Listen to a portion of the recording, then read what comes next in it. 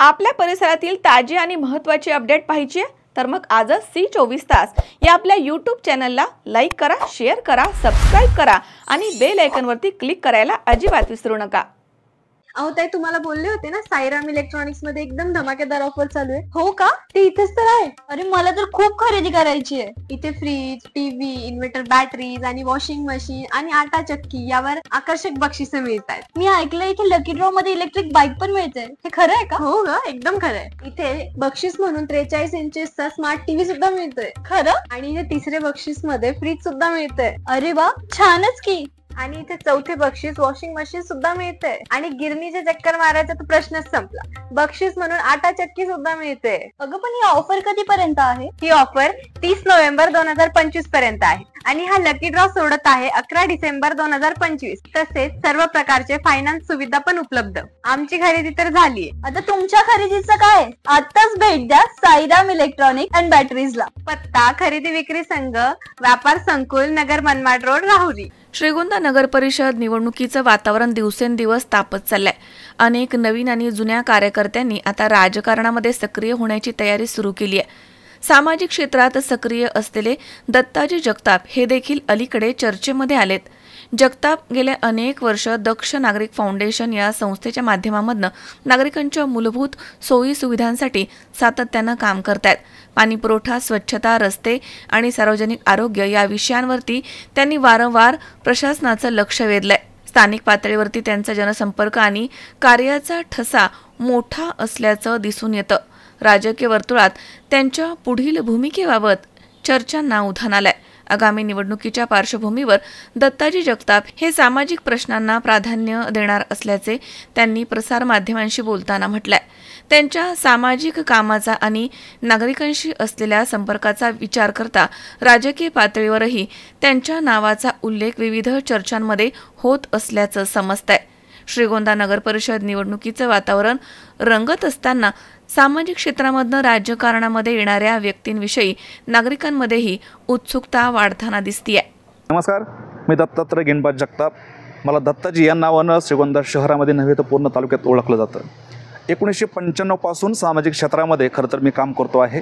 दक्ष नागरिक फाउंडेशन या सामाजिक संघटनेच्या माध्यमातून सुद्धा नागरिकांच्या, महिलांच्या मूलभूत ज्या सुविधा आहेत, त्यांच्या अडचणी आहेत सोडण्याचं काम आम्ही अहोरात्र करतो आहोत।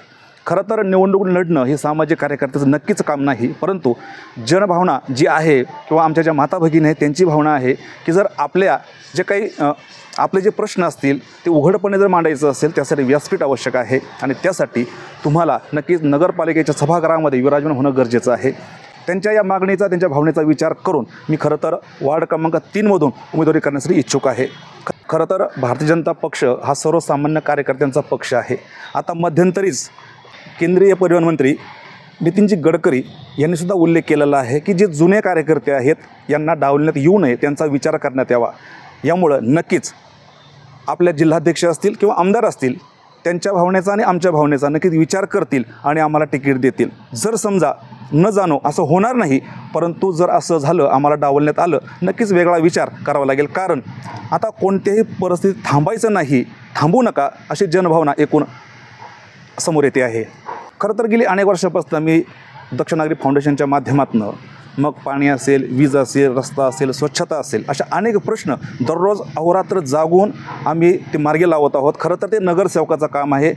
त्याचबरोबर नगरपालिकेतले जे अधिकारी आहेत, कर्मचारी आहेत, त्यांचं काम आहे, परंतु ते टेबलवर बसून फक्त फोनाफोनी करतात। परंतु स्थानिक ठिकाणी नेमका काय प्रॉब्लेम आहे हा त्या ठिकाणी गेल्याशिवाय समजत नाही। यामुळं आम्ही गेली अनेक वर्षांपासून थेट ते प्रश्न सोडवण्याचा प्रयत्न करतो आणि या माध्यमातून खरं तर नागरिक असतील, आमच्या माता भगिनी असतील, ह्या खुश आहेत। कारण लाईट जर गेली तर लाईट येणार कधी हे सांगितलं जात नाही, किंवा काही अडचण आली, पाणी येणार नसेल तर तीसुद्धा सूचना सर्वसामान्य नागरिकांपर्यंत पोहोचत नाही, ते आम्ही पोहोचवण्याचं काम करतो। त्यासाठी लागणारा पाठपुरावा आम्ही थेट त्या ठिकाणी जाऊन करत असतो। त्यामुळं नक्कीच हे जे माध्यम आहे, ज्यांना आम्ही सुविधा देतो, खरं तर नगरपालिका असेल, प्रशासन असेल, यांचं ते मूळ काम आहे की नागरिकांना ज्या मूलभूत सुविधा आहेत ते त्यांनी दिल्या पाहिजेत। ते दिलं जात नाही, त्यांच्याकडे कानाडोळा केला जातो। का केला जातो हे खरं तर नगरपालिकेत गेल्यानंतर समजेल। त्यामुळं मी जाण्याची इच्छुक आहे। Suhas Kulkarni, C24 Shrigonda. Sairam hospital test tube baby centre. उपलब्ध सुविधा: वंध्यत्व निवारण टेस्ट ट्यूब बेबी सेंटर, वंध्यत्वासाठी दुर्बीण तपासणी, त्यामध्ये गर्भपिशवीमधील पडदा काढणं, बंद गर्भनलिका उघडण्याचं ऑपरेशन, पिशवीची गाठ काढणं, अंडाशयाची गाठ काढणं, दुर्बिणीद्वारे शस्त्रक्रिया, गर्भपिशवीचे दुर्बिणीद्वारे ऑपरेशन, गर्भपिशवीचं पोट उघडून ऑपरेशन, गर्भपिशवीचे योनी मार्गामधनं ऑपरेशन, कुटुंब नियोजनाचं ऑपरेशन, कुटुंब नियोजनाचं ऑपरेशन उलटवण्याची शस्त्रक्रिया, तसेच प्रसूतिगृह, साईदाम हॉस्पिटल, लॅप्रोस्कोपिक सेंटर आणि टेस्टिब्युबी सेंटर, कोर्ट एरिया, भाग्यश्री हॉटेलच्या पाठीमागे, राहुरी.